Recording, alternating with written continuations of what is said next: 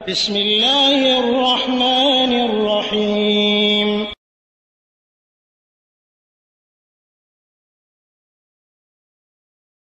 আসসালামু আলাইকুম ওয়া রাহমাতুল্লাহি ওয়া বারাকাতুহু। আমাদের একজন ভাই প্রশ্ন করেছেন যে কোনো ব্যক্তি যদি মদের দোকানে কাজ করে, অর্থাৎ যে রেস্টুরেন্টে মদ বিক্রি করা হয় সে রেস্টুরেন্টে কাজ করে, তাহলে তার ইনকাম কি হারাম হবে? আর যদি হারাম হয় বা যেটাই হোক না কেন, এই টাকা দিয়ে সে উমরা করতে পারবে কিনা? প্রথমত বলবো, বিদ্বানগণ বলছেন যে যে ব্যক্তি এমন রেস্টুরেন্টে কাজ করবে যেখানে মদ বিক্রি হয়, সেই রেস্টুরেন্টে উপার্জিত টাকা তার জন্য হালাল নয়, তার জন্য হালাল নয়। কারণ রাসূল সাল্লাল্লাহু আলাইহি ওয়াসাল্লাম থেকে স্পষ্ট হাদিস, আবু দাউদ, সুনানে আবু দাউদে ৩,৬৭৪, ইবনে মাজাহ ৩,৩৮০, সুনানে তিরমিজির ১,২৯৫, মুসনাদে আহমদেও হাদিসটি রয়েছে এবং অন্যান্য গ্রন্থেও রয়েছে। রাসূল সাল্লাল্লাহু আলাইহি ওয়াসাল্লাম বলছেন, ইন্নাল্লাহা লা'নাল খামর ওয়া শারিবাহা ওয়া সাকিহা ওয়া আসিরাহা ওয়া মু'তাসিরাহা ওয়া হামিলাহা ওয়াল মাহমুলা ইলাইহি ওয়া বাইআহা ওয়া মুবতাআহা ওয়া আকিলা সামানিহা। অর্থাৎ রাসূল সাল্লাল্লাহু আলাইহি ওয়াসাল্লাম বলছেন যে মহান আল্লাহ তাআলা মদের উপর, তারপরে তা পানকারীর উপর, যে তাকে পান করায় তার উপর, যে নিংড়ায় মদ তৈরি করে তার উপর, যার নির্দেশে নিংড়ানো হয়, যার জন্য তৈরি করা হয় তার উপর, যে ব্যক্তি তা বহন করে তার উপর, যার জন্য বহন করা হয় তার উপর, যে ব্যক্তি তা বিক্রি করে তার উপর, যে ব্যক্তি তা ক্রয় করে তার উপর, যে ব্যক্তি এর মূল্য খায়, এদের সকলের উপরে মহান আল্লাহ তাআলা লানত করেছেন। সকলের উপরে মহান আল্লাহ তাআলা লানত করেছেন। সুতরাং উনি যেহেতু ওখানে কাজ করেন এবং এই ব্যাপারে সহযোগিতা করেন, সেহেতু দেখুন সকলকেই মহান আল্লাহ তাআলা এখানে সকলকেই লানত করেছেন, সেহেতু তার এই জন্যই তার উপার্জিত অর্থ সেটি হালাল হবে না। এছাড়া এখানে আরেকটি বিষয় যদি আপনারা চিন্তা করুন, যে এটি কি গুনাহের কাজে সহযোগিতা না? কারণ মহান আল্লাহ তাআলা পবিত্র কোরআনে বলছেন, তাআওয়ানু আলাল বিররি ওয়াত তাকওয়া ওয়া লা তাআওয়ানু আলাল ইসমি ওয়াল উদওয়ান। অর্থাৎ তোমরা মানুষকে আল্লাহ ভীতি এবং সৎ কাজে সহযোগিতা করো, তোমরা শত্রুতা এবং গুনাহের কাজে সহযোগিতা করো না। তো এক্ষেত্রে এটা গুনাহের কাজে সহযোগিতা করা হচ্ছে, এতে নিঃসন্দেহে এতে কোনো সন্দেহ নেই। এটা মানে আপনার ইসলাম বিরোধী একটা কাজে এখানে সহযোগিতা করা হচ্ছে, যে কারণে এটি হারাম হওয়াটাই স্বাভাবিক। এটি হারাম হওয়াটাই স্বাভাবিক। আর আপনি যেটি প্রশ্ন করেছেন যে এই টাকা দিয়ে উমরা করতে যেতে পারবে না, উমরা করতে আসবে, মক্কা মদিনাটা দেখা হবে মাত্র, তাছাড়া তার এই ইবাদত কবুল হবে না। কারণ মহান রাসূল সাল্লাল্লাহু আলাইহি ওয়াসাল্লাম স্পষ্টভাবে হাদিসে বলে দিয়েছেন যে হারাম যে খায় তার ইবাদত কিভাবে কবুল হবে। তিনি একজন ব্যক্তির কথা উল্লেখ করলেন, যাকারা রাজুলা ইউতিলুস সাফার, সহিহ মুসলিমের হাদিস।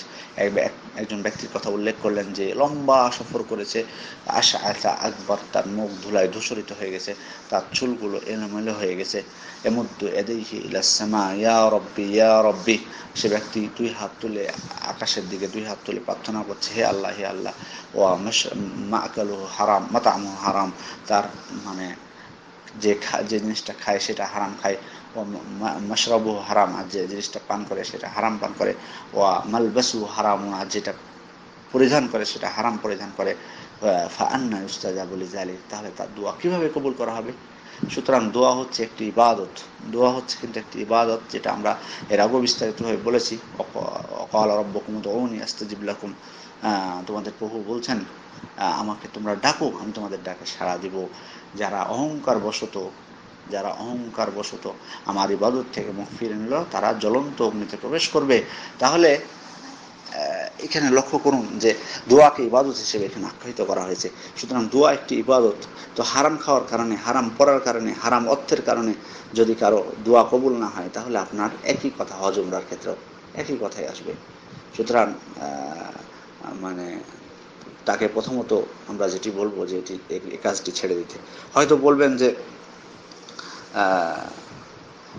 আমি মানে ভয় পাচ্ছি কোথায় কাজ পাবো কি পাবো না, কিন্তু দেখুন মহান আল্লাহকে ভয় করুন। মহান আল্লাহ তাআলা যদি তাকওয়া থাকে আপনার, তো মহান আল্লাহ তাআলা আপনার একটা ব্যবস্থা করে দিবেন।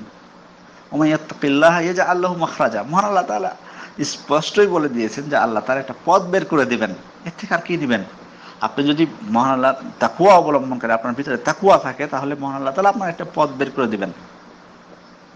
এবং এমনকি মহান আল্লাহ বলেছেন ওয়ায়ারযুকহু মিন হাইসু লা ইয়াহতাসিব, মানে তাকে এমন রিজিক দিবেন যে সে কল্পনাই করতে পারে না।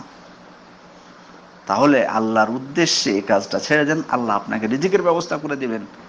যদি সত্যিকার অর্থে আপনি মহান আল্লাহ তাআলার মানে তাকওয়া অবলম্বন করেন, মহান আল্লাহকে ভয় করেন, তো ইনশাআল্লাহ মহান আল্লাহ তাআলা আপনার একটা ব্যবস্থা করে দিবেন। তিনি প্রতিশ্রুতি দিয়েছেন, কিন্তু ভয় করার মতো ভয় করতে হবে। সুতরাং এই বিষয়টা আপনারা মানে এটি খেয়াল রাখবেন। আর আল্লাহর উপর তাওয়াক্কুল করুন, আল্লাহর উপর তাওয়াক্কুল করুন। আল্লাহর উপর তাওয়াক্কুল করলে হাদিসে বলা হয়েছে লাউ তাওয়াক্কালুনা আলাল্লাহি হাক্কা তাওয়াক্কুলিহি লারুযিকতুম কামা ইয়ারযুকুত তাইর, তোমরা যদি সত্যিকার অর্থে যেভাবে তাওয়াক্কুল করা উচিত সেভাবে যদি আল্লাহর উপর তাওয়াক্কুল করো, তো আল্লাহ তোমরা পাখি যেমন রিজিক প্রাপ্ত হয়, তোমরাও সেভাবেই রিজিক প্রাপ্ত হবে। পাখি কিভাবে রিজিক প্রাপ্ত হয়? তাগদু বিতানান তাগদু খিমাসান ওয়া তাউদু বিতানান, হাদিসে বলা হয়েছে। অর্থাৎ সে যখন বের হয় তখন কি খালি পেটে বের হয়, আর যখন ফিরে তখন পেট পূর্ণ করে ফিরে। তো পাখি যেমন মানে বের হয় খালি পেটে, তারপর বাসায় ফিরে তখন পেট ভরে, এভাবে যেমন রিজিক প্রাপ্ত হয়, তোমরাও সত্যিকার অর্থে যদি তাওয়াক্কুল করার মতো তাওয়াক্কুল করো মহান আল্লাহর উপর, তো তোমরাও এভাবে রিজিক প্রাপ্ত হবে।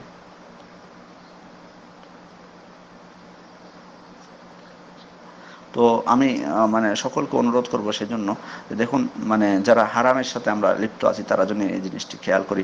মহান আল্লাহকে বেশি বেশি মহান আল্লাহর ইস্তেগফার করি। মহান আল্লাহ তাআলা স্পষ্ট বলেছেন ফাকুল তুস্তাগফিরু রাব্বাকুম ইন্নাহু কানা গফফারা ইরসিলিস সামা আলাইকুম মিদরারা ওয়া ইউমদিদকুম বিআমওয়ালি ওয়া বানিন। মানে মহান আল্লাহ যদি ইস্তেগফার করা হয়, মহান আল্লাহ তাআলা এর পুরস্কার স্বরূপ বলেছেন যে ইউমদিদকুম বিআমওয়ালি ওয়া বানিন,